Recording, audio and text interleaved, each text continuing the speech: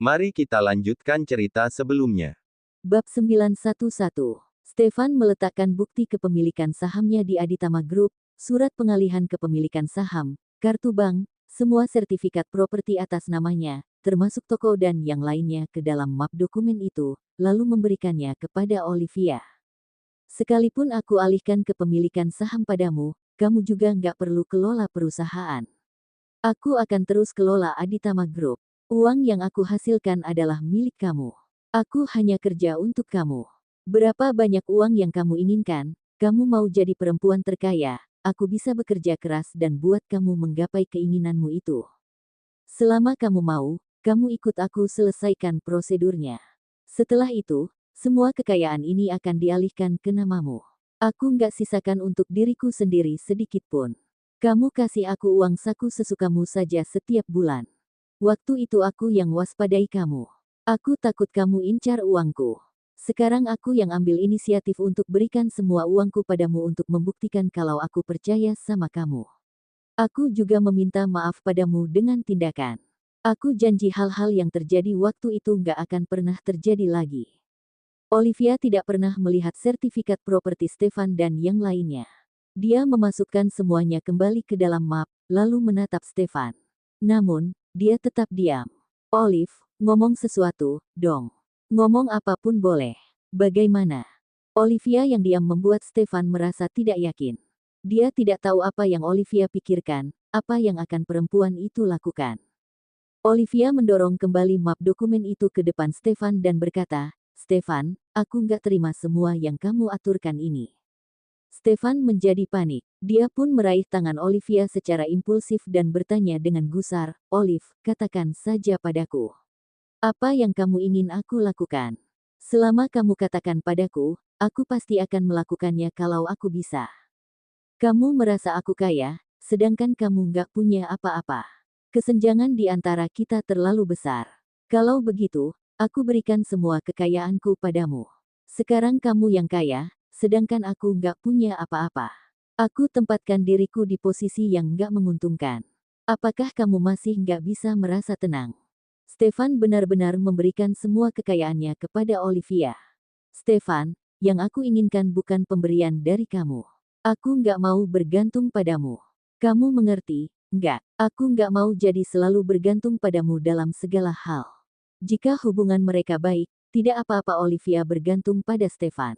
Namun, jika hubungan mereka retak, sedangkan Olivia sudah terbiasa bergantung pada Stefan, maka Olivia akan sangat sengsara. Mereka baru menikah selama beberapa bulan. Perjalanan mereka masih panjang kelak. Sekarang Stefan memang mengatakan kalau dia akan mencintai Olivia seumur hidup. Namun, seumur hidup itu sangat lama. Olivia tidak berani percaya perasaan Stefan tidak akan pernah berubah. Beberapa pasangan akan bercerai pada saat perasaan mereka berubah. Olivia membuat keputusan seperti ini sekarang karena ingin menyisakan jalan keluar untuk dirinya sendiri. Tapi aku ingin jadi tempatmu bergantung. Aku ingin kamu bergantung padaku selamanya. Nggak peduli kamu ada masalah apa, kamu katakan saja padaku, aku akan bantu kamu selesaikan masalah itu. Olivia percaya dengan kemampuan Stefan. Dulu setiap kali Olivia menemui kesulitan, selama Stefan mengulurkan tangan membantu, pria itu bisa membantunya menyelesaikan semua kesulitan itu. Hal itu membuat Olivia merasa Stefan adalah seorang Superman, Superman-nya. Setelah itu, Olivia baru tahu kalau Stefan dapat membantunya menyelesaikan semua masalah karena status, kekuatan dan pengaruh pria itu. Olivia, kamu ambil dan bawa pulang dulu barang-barang ini. Kamu simpan saja. Kalau suatu hari nanti kamu ingin selesaikan prosedur pengalihan semua aset ini, aku bisa kapan saja. PIN kartu bank itu sama dengan kartu bank beli barang keperluan sehari-hari. Kalau kamu butuh sesuatu, beli saja. Kalau kamu nggak suka rumah yang aku miliki, kamu boleh pergi cari rumah sendiri. Kamu beli saja tipe rumah yang kamu suka. Kamu boleh dekorasi sesuai dengan keinginanmu. Terakhir kali mobilmu tabrak mobil orang lain. Bagian depan mobil agak rusak. Aku lihat kamu belum pergi perbaiki mobilmu itu. Lebih baik ganti mobil saja. Aku punya banyak mobil di garasi. Kamu pilih saja mana yang kamu mau. Stefan mendorong map itu kembali ke depan Olivia dan meminta Olivia untuk menyimpannya dengan baik. Bab 912. Stefan menebak Olivia pasti akan menolak. Sebelum Olivia menolak, dia mengancam perempuan itu lebih dulu, kalau kamu nggak ambil barang dalam map ini, aku akan buang semuanya dari jendela. Kamu jadi kepala di keluarga kita. Kamu saja nggak peduli dengan harta keluarga kita, untuk apa aku peduli? Aku hanya peduli sama kamu. Olivia. Setelah tidak bertemu selama seminggu, Olivia mengira Stefan sudah memahaminya ketika pria itu mengajak bertemu. Dia juga mengira Stefan telah mengubah sifatnya yang dominan. Begitu mendengar nada bicara Stefan yang mengancam, Olivia pun menghela napas dalam hati, sulit untuk mengubah sifat seorang manusia. Sifat Stefan sudah seperti itu sejak dulu. Olivia seharusnya tidak berharap dirinya bisa mengubah pria itu. Stefan tidak akan berubah, dia juga tidak ingin berubah. Satu-satunya jalan yaitu terus membiasakan diri. Setelah menatap Stefan lama, Olivia akhirnya mengambil map itu. Kemudian, dia mengeluarkan kartu hitam dari dalam map dan menyerahkannya kepada Stefan sambil berkata, seorang pria dewasa, CEO lagi. Bagaimana bisa kamu kemana-mana tanpa kartu hitam ini? Kamu ambil saja kartu ini.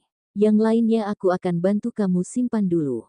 Jangan sampai Stefan benar-benar membuang semuanya ke bawah. Pria itu bisa melakukan hal seperti itu. Olivia tidak berani bertaruh, Stefan pun menuruti perkataan istrinya. Dia menerima kartu itu sambil berkata, aku sudah transfer uang ke rekening satunya. Kamu beli saja apapun yang kamu mau. Jangan menyiksa diri. Oh ya, tanya juga Kak Odelina mau beli rumah, enggak? Kalian berdua cari saja. Tinggal dikontrakan terus, nggak akan merasa seperti di rumah sendiri. Kalau uang Kak Odelina nggak cukup, kamu atur saja mau pinjam atau kasih ke Kak Odelina. Pokoknya harus buat Kak Odelina dan Russell punya rumah sendiri. Setelah menenangkan diri selama seminggu, Stefan tidak hanya membuat keputusan untuk memberikan semua hartanya kepada Olivia agar perempuan itu merasa aman. Dia juga ingin membantu kakak iparnya. Itu adalah hal yang paling penting. Karena Olivia paling peduli pada kakak dan keponakannya. Kakakku investasikan semua uangnya ke toko. Untuk saat ini dia nggak ada pertimbangan untuk beli rumah. Olivia juga pernah bilang pada kakaknya. Kalau kakaknya ingin membeli rumah tapi uangnya kurang, Olivia akan meminjamkan uang kepada kakaknya. Tidak perlu menggunakan uang yang Stefan berikan. Olivia bisa meminjamkan kakaknya uang untuk beli rumah dari tabungannya sendiri. Setidaknya, cukup untuk uang DP. Namun, Odelina menolak. Sang kakak bilang kalau dia ingin melihat bisnis toko sarapannya bisa berjalan dengan baik tidak. Kalau penjualannya bagus dan bisa menghasilkan keuntungan, beberapa tahun lagi dia juga bisa beli rumah sendiri. Seandainya penjualan tidak bagus, Odelina tidak akan bisa menjalankan bisnis lagi dan terbebani KPR pula.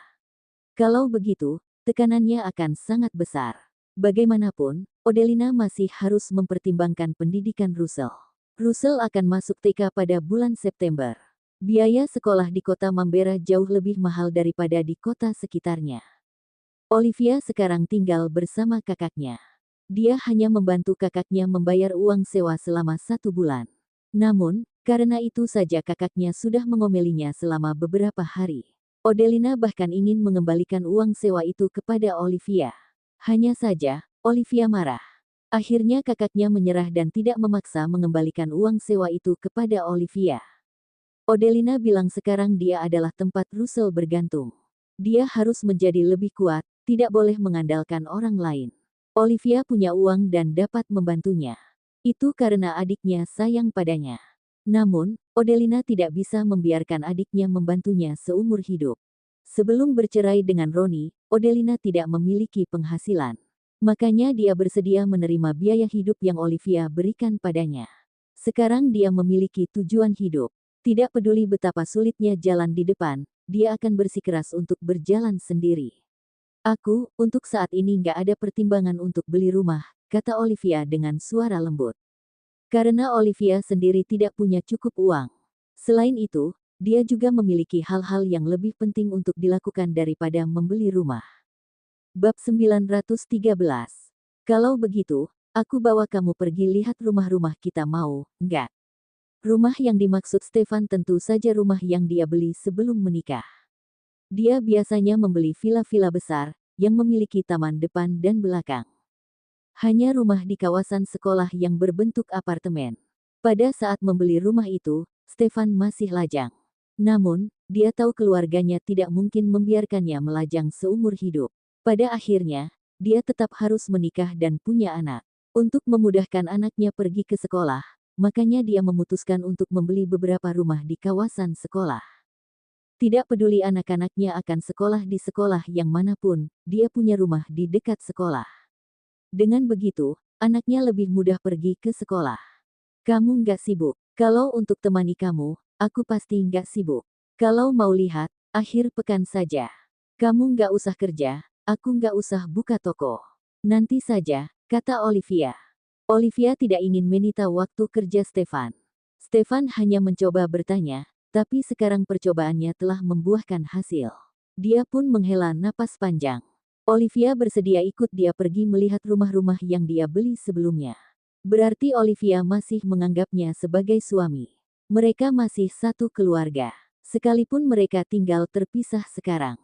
Oke, Sabtu pagi aku pergi ke rumah Kak Odelina jemput kamu. Kamu bilang dulu sama Kak Odelina, buatkan sarapan untuk aku juga. Tahu, kok, kalau kamu ke sana, kamu kira kakakku akan biarkan kamu kelaparan. Odelina menggendong Russell, lalu berdiri dan berkata pada Stefan, aku pulang dulu. Kamu kerja sana. Stefan cepat-cepat ikut berdiri dan bertanya dengan penuh harap, boleh makan siang bareng dulu, enggak? Stefan melirik jam tangannya, ternyata masih 2 jam sebelum waktunya makan. Saat ini baru pukul 10 pagi. Tentu saja, kalau dia mau makan, dia bisa makan kapan saja. Enggak dulu, deh. Aku mau antar Russell ke tempat kakakku dulu. Kamu jaga kesehatan. Jangan kerja terlalu keras. Kurangi minum alkohol, daripada nanti bicara ngelantur. Stefan, apa mungkin ada orang yang mengkhianatinya dan memberi tahu kata-kata emosi yang Stefan ucapkan saat mabuk? Sebenarnya tidak ada yang mengkhianatinya. Olivia berkata seperti itu karena pernah suatu kali Stefan cemburu. Pria itu pun minum sampai mabuk. Apa yang dia lakukan dan katakan membuat Olivia tahu kalau Stefan akan menjadi sangat cerewet saat mabuk. Pria itu bisa mengatakan apa saja. Olive, kamu ambil ini. Stefan cepat-cepat mengambil semua hartanya dan menyerahkannya kepada Olivia. Olivia menatap pria itu sebentar, lalu dia baru mengambil map dokumen itu. Kemudian, dia membawa Russell keluar dari kamar. Stefan pun mengantar mereka keluar. Biar aku yang gendong Russell ke bawah. Sekarang dia sudah lebih berat. Stefan mengambil Russell dari Olivia. Dia tidak ingin membuat istrinya lelah. Mereka pun turun bersama. Tanganmu sudah sembuh. Sudah hampir sembuh total. Kemarin aku sudah bisa buat barang kerajinan tangan lagi. Pesanan yang aku terima sebelum tahun baru nggak bisa diselesaikan karena tanganku luka. Setelah berkomunikasi dengan pelanggan, mereka yang bersedia menunggu, aku tetap simpan pesanan mereka. Kalau yang nggak bersedia menunggu, sudah aku kembalikan uang mereka. Sebagian besar pelanggan Olivia dibawa oleh Stefan dan yang lainnya. Mereka tidak terburu-buru untuk mengambil barang. Oleh karena itu, tidak banyak orang meminta uang mereka dikembalikan. Kebanyakan dari mereka memilih untuk menunggu. Jangan terlalu kecapean. Stefan mengingatkan Olivia dengan perasaan tidak tega. Sebenarnya dia ingin mengatakan untuk apa Olivia repot-repot begini. Dia bisa menghidupi Olivia, bisa membuatnya hidup sejahtera tanpa mengkhawatirkan kebutuhan apapun. Namun, Olivia bersikeras mencari uang dengan tangannya sendiri. Penghasilan Olivia sebulan tidak cukup untuk membeli satu tas ibu mertuanya. Dewi tidak pernah bekerja sebelum ataupun sesudah menikah.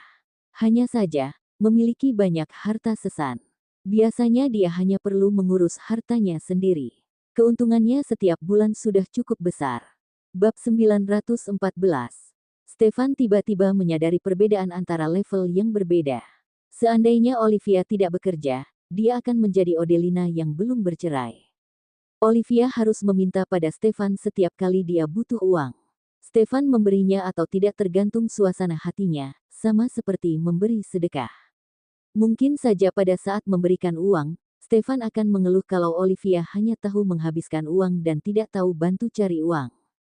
Seandainya Olivia lahir di keluarga kaya seperti ibunya Stefan dan menikah dengan orang kaya pula, sekalipun dia tidak bekerja, dia tetap memiliki harta yang banyak yang bisa menghasilkan keuntungan untuknya. Dia pun bisa selalu mandiri dalam finansial. Stefan pernah mendengar dari ibunya. Pada saat ibunya menikah dengan ayahnya juga anak tertua dari keluarga Aditama. Kakek dan nenek dari belah ibunya khawatir ibunya akan ditindas di keluarga Aditama. Oleh karena itu, mereka memberikan banyak harta sesan. Seperti rumah, mobil, toko, perusahaan kecil dan lain sebagainya. Perusahaan kecil yang kakeknya berikan kepada ibunya saat menikah telah dijalankan oleh ibunya selama beberapa puluh tahun. Kini perusahaan itu telah menjadi perusahaan besar dengan pendapatan tahunan lebih dari 200 miliar. Sekarang Stefan bisa memahami mengapa Olivia ingin mandiri. Dia juga mulai mengerti mengapa Olivia memintanya memberi waktu untuk beradaptasi dan membaur ke lingkungan Stefan. Olivia tersenyum, "Aku akan jaga diriku sendiri. Kamu juga harus." Stefan sudah lama tidak melihat senyum istrinya. Saat ini, dia melihat senyum di wajah istrinya. Dia tanpa sadar mengulurkan tangannya dan menyentuh wajah Olivia. Matanya berbinar, suaranya pun menjadi lebih berat. "Olive, senyummu seperti sinar matahari yang menyinari dan menghangatkan hatiku yang dingin." Di dalam lift tidak ada orang lain selain mereka. Stefan mengulurkan tangan panjangnya dan memeluk Olivia dan Russell secara bersamaan. Russell terhimpit di tengah. Stefan menekan kepala Russell ke dadanya, lalu dia cepat-cepat mengecup bibir merah Olivia. Pada saat bibir mereka bersentuhan, Stefan spontan melepaskan desahan. Dia ingin mencium Olivia, saking inginnya sampai hampir menggila. Hanya saja, sebelum dia memperdalam ciumannya, Russell datang mengganggu. Russell tidak tahan terjepit di tengah-tengah mereka. Oleh karena itu, dia meronta terus. Stefan mau tidak mau harus melepaskannya. Kemudian, dia bertanya pada Russell dengan wajah polos seolah-olah tidak terjadi apa-apa. "Ada apa, Russell?" Russell menatap wajah serius suami tantenya itu. Dia membuka mulut kecilnya beberapa kali, tapi tidak tahu harus berkata apa. Tampangnya yang seperti itu justru membuat Stefan terhibur. Dia tersenyum dan mencium wajah Russell 2 kali, lalu berkata, "Russell, Om benar-benar sangat suka sama Russell. Kelak, Stefan dan Olivia akan memiliki anak yang menggemaskan seperti Russell." Stefan pun akan bangun sambil tersenyum dari mimpinya. Tentu saja, dia akan lebih bahagia kalau dia punya anak perempuan. "Olive, akhir-akhir ini kamu ada pemeriksaan kesehatan, enggak?"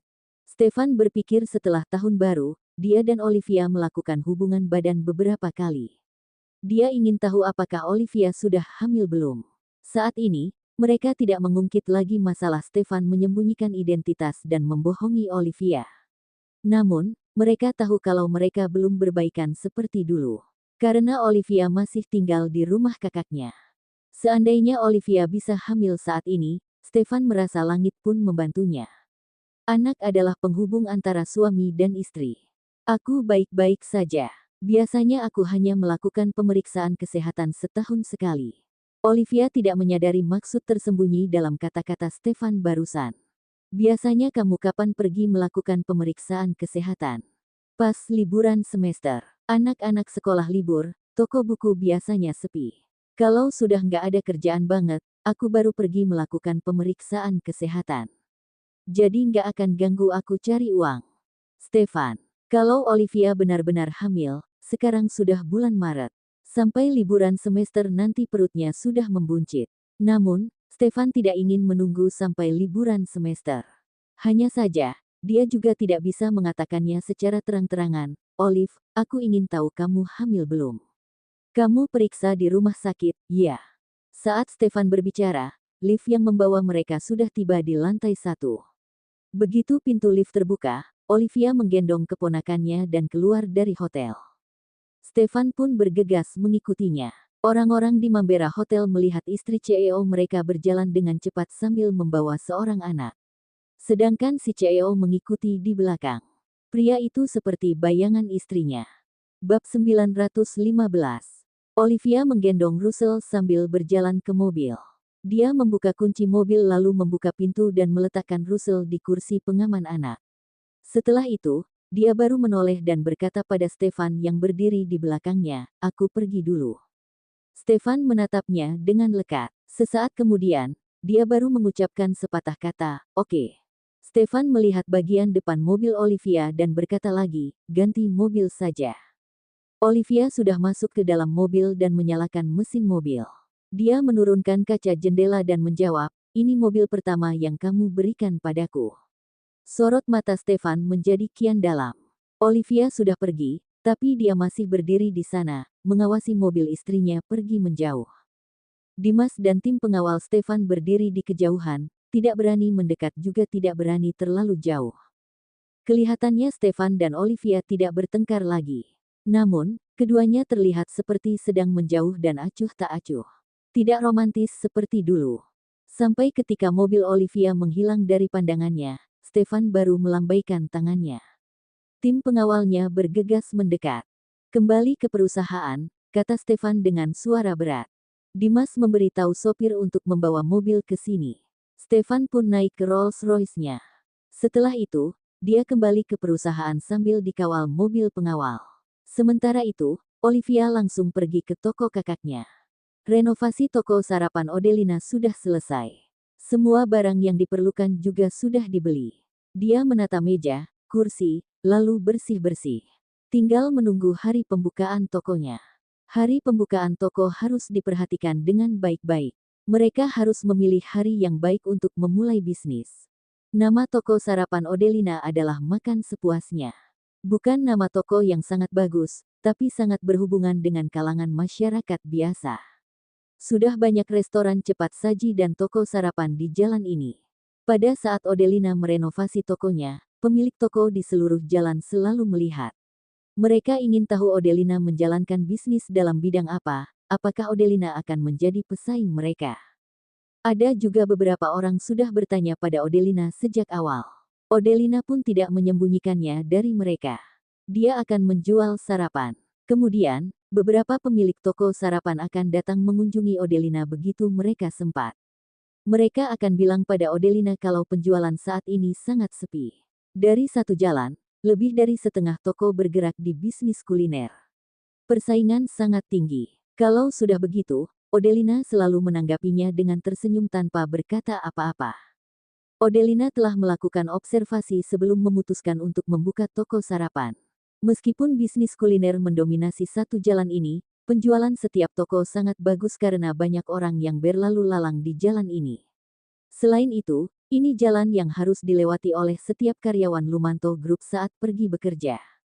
Kalau penjualan restoran tidak bagus, itu karena masakan kokinya yang tidak enak.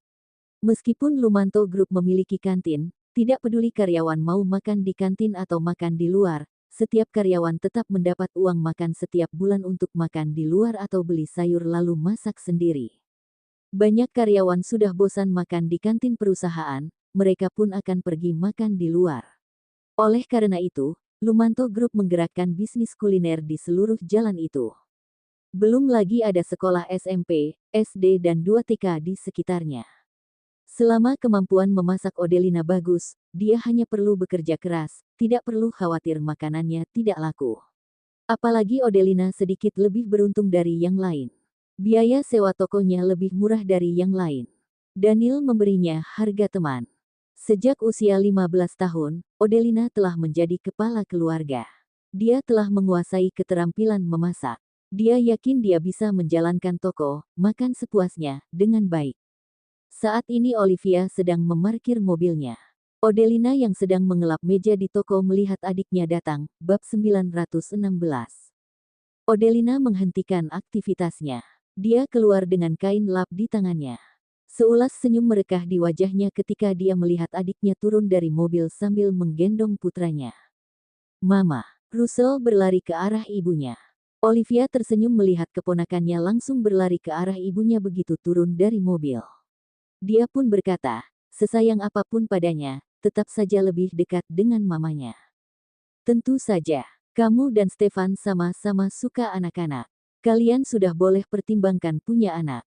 Odelina menggoda Olivia sambil memperhatikan ekspresinya. Begitu melihat Olivia hanya tersenyum dan tidak menjawab perkataannya, dia tahu kalau konflik antara Olivia dan suaminya belum sepenuhnya berakhir. Stefan ajak kamu bertemu, mau ngomong apa? Odelina menggendong Russell dan kembali ke dalam toko bersama Olivia. Dia bertanya karena mengkhawatirkan hubungan mereka berdua. Begitu mendengar pertanyaan kakaknya, Olivia bergegas kembali ke mobil dan mengambil map dokumen. Isi dalam map itu adalah semua harta Stefan.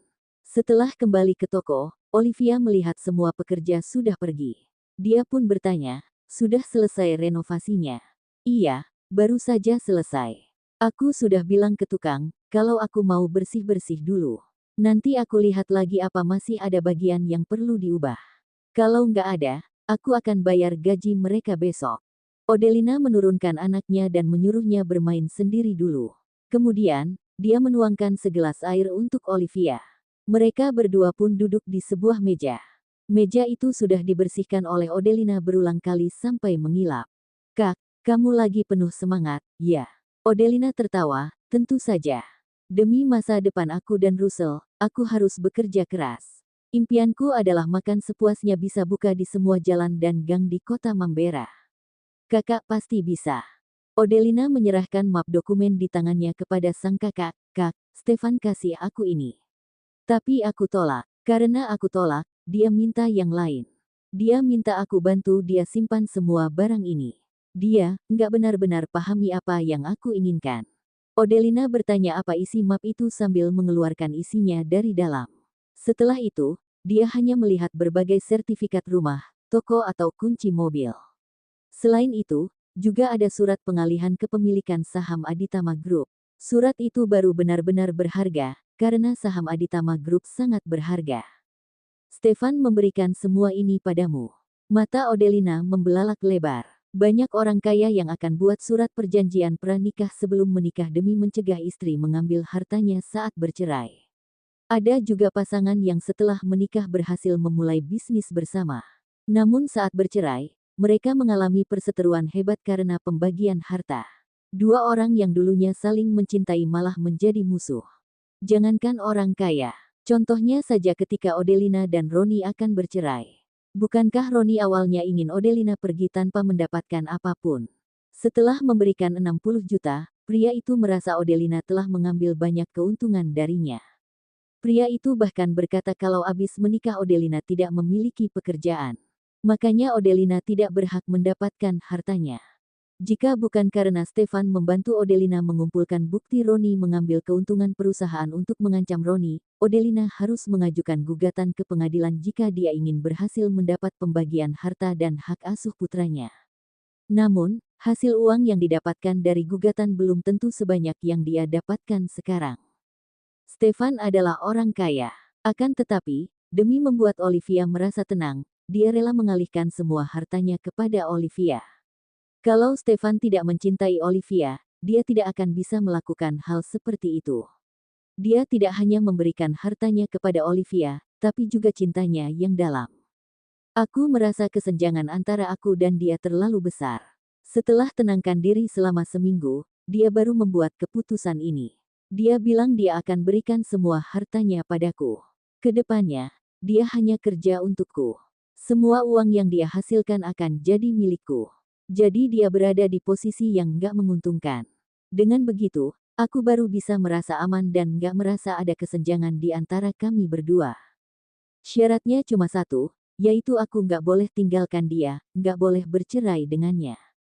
Olivia tertawa getir dan berkata, Kak, dia hanya lihat permukaan masalah. Dia nggak berpikir secara mendalam apa kesenjangan di antara kami berdua. Dia masih belum cukup mengenal aku.